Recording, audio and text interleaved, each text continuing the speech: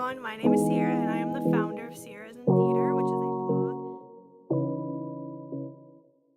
Hey guys, welcome back to Sierra in Theater. For today's video, I'm going to be talking a little bit about constructive criticism, specifically in writing because that's what's on my mind right now, but some of these things could be applied to different places in constructive criticism. Basically, constructive criticism is when you are editing something or looking over something that somebody's made or done, and you are giving them some critiques on it and making sure that they are constructive and not just completely critical and rude and mean. I'm going to be talking a little bit about how you should do constructive criticism, I guess. Let's get started. So basically, my first note that I want to make is that you shouldn't be mean with your constructive criticism. It doesn't matter if this person hands you something that is the worst thing you've ever seen in your entire life. Don't be rude, okay?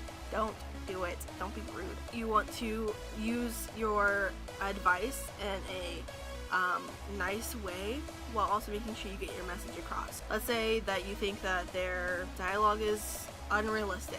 You don't want to, just start saying that their dialogue is crappy, that, it's not very good, that you don't even like it, that it's just awful to read. You don't want to say those things. What you want to say to them is that you think their dialogue is a little unrealistic. Okay? So don't be rude about it. And to follow up from that point, make sure you provide something for them to actually physically do with your advice. Don't just tell them, oh yeah, I think your dialogue's a little unrealistic. Figure that out. Some people may not know what to do with that. They may not know what you mean by unrealistic. They may not know how to fix unrealistic. They may not even know what realistic dialogue sounds like. You need to provide a way for them to fix it. So, for example, I think your dialogue's a little unrealistic.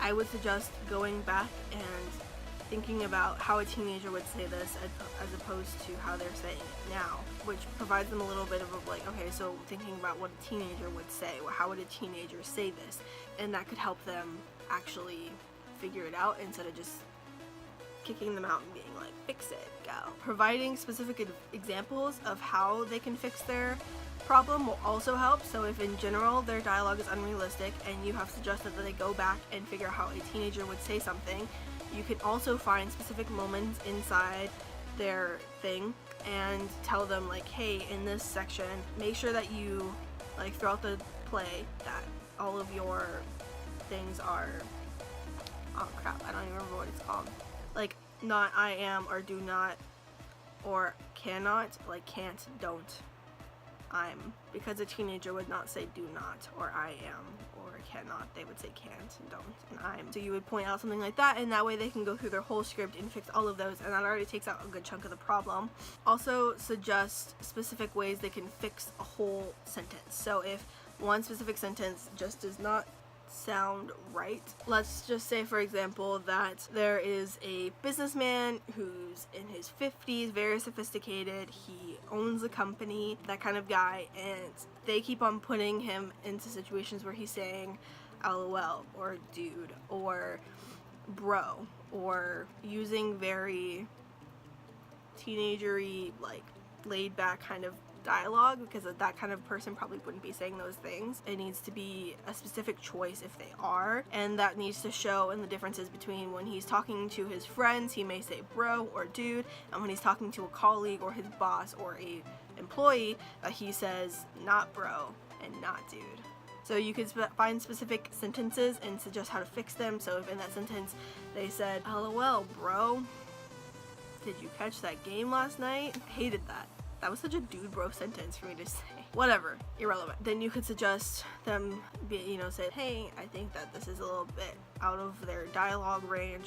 Maybe they could ask simply if they saw the game last night. Also, something that you need to think about when you're doing your constructive criticism is pointing out something too much or too little. For example, if let's say you read through their whole thing and they never indent their paragraphs, you probably at the beginning of the thing would just want to say, hey, make sure you indent your paragraphs. I noticed you didn't indent any of your paragraphs. That way they see that throughout the entire script they need to indent their paragraphs, that they didn't do it. But if they indent for example, half their paragraphs and not the other half, then you might want to actually go through and write which paragraphs that they should indent instead of making a big general note. So think about in what situations it's useful to go through and pick out small things, and in what situations you should pick out a big thing. If you address a situation as an overall idea, then I don't think you should point it out. I don't think you should point out every small little detail. If you, for example, I use this in the past, I like mentioned, if they always put I am instead of I'm, then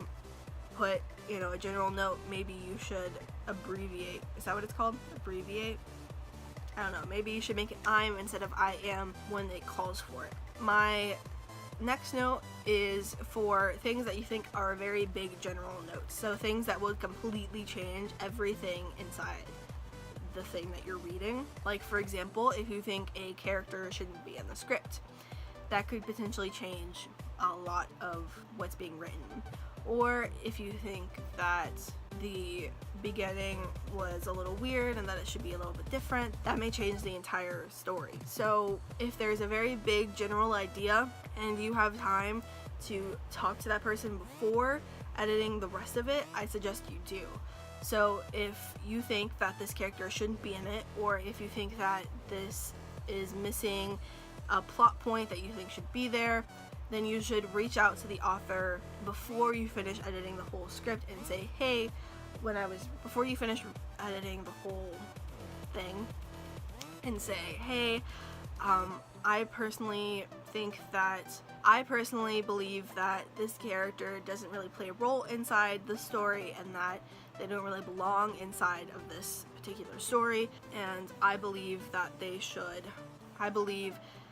taking them out would benefit the story.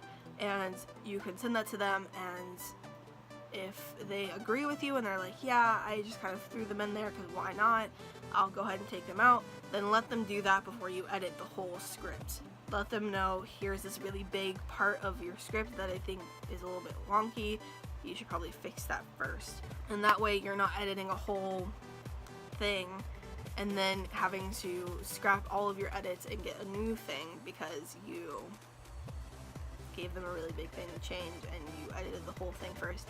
My next note is something that I guess is a very small piece.